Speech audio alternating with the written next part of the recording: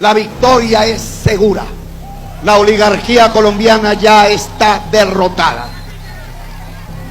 Lo único que tenemos que hacer, además de defender la democracia, es ir al vecino y a la vecina, tocarles la puerta a aquellas familias que aún no creen en el cambio en Colombia.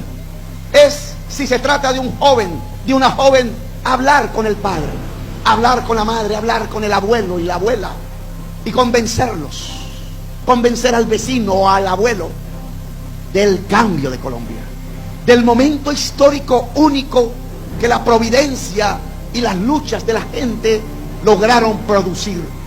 El que esta generación de jóvenes, esta sola generación juvenil, que no lo pudo la generación juvenil de mi época, ni la de mi padre, ni la de mi abuelo, ni la de mi bisabuelo, puede ver en su propia existencia aún temprana los años en que la historia de Colombia cambió. Solo hay una generación juvenil en el pasado que pudo observar una transformación similar a la que se avecina en Colombia, la que hizo la independencia nacional, la que derrotó a los españoles, la que comenzó a construir unas palabras mágicas que se creían ilusorias en aquel entonces: la palabra república, la palabra democracia, la palabra soberanía popular. Esa generación relativamente triunfó, nos dejó una historia que aún vivimos. Ahora le corresponde a esta generación de jóvenes convencer al padre, a la madre, al abuelo, a la abuela, al vecino, a la vecina.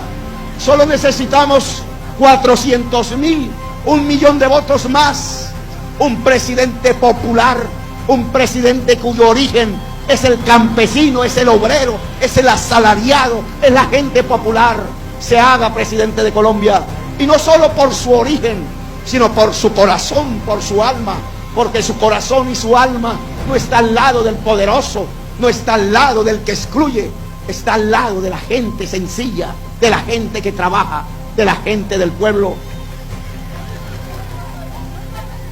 Podemos transformar esta historia porque no se trata simplemente de cambiar un presidente, se trata de cambiar un régimen, un sistema político, un sistema económico. Se trata de construir en verdad, en la historia de Colombia de estos días, la república, la democracia, la restauración moral de la que hablaba Jorge Eliezer Gaitán, la posibilidad de que los de abajo gobiernen, de que los de abajo vayan para arriba, de que los de abajo, la sociedad colombiana, decida soberanamente sobre el propio país, sobre la propia ciudad, sobre el propio territorio.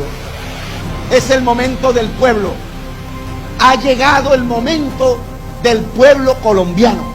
No lo habían impedido durante décadas atrás, durante siglos. Habían asesinado a quienes intentaban dirigir las transformaciones democráticas de Colombia. Asesinaron a Rafael Uribe, asustaron a López Pumarejo, cuyo nombre aquí se recuerda en un puente, mitad costeño, mitad cachaco. Asesinaron a Jorge Eliezer Gaitán cuando se planteaba como programa de gobierno hacer una reforma agraria, construir la industrialización de Colombia, hacer de Colombia un país moderno y democrático, un país de los trabajadores y de las trabajadoras de la patria. Y después nos hundieron en la sangre, en la violencia fratricida. Aprendieron a ver cómo los pobres se mataban con los pobres. Y durante décadas, en el siglo XX y en el siglo XXI, no ha transcurrido sino un torrente de sangre hacia los ríos, en donde los pobres se matan con los pobres, en donde la juventud uniformada se mata con la juventud no uniformada. Un genocidio fratricida que no permite cambiar la realidad, que nos ha hecho pensar que la política no es más sino el ejercicio cotidiano de los ladrones robándose las cosas de lo público, que nos ha permitido pensar que la política y la existencia no es más sino que una lucha cotidiana contra la muerte, en medio de la muerte.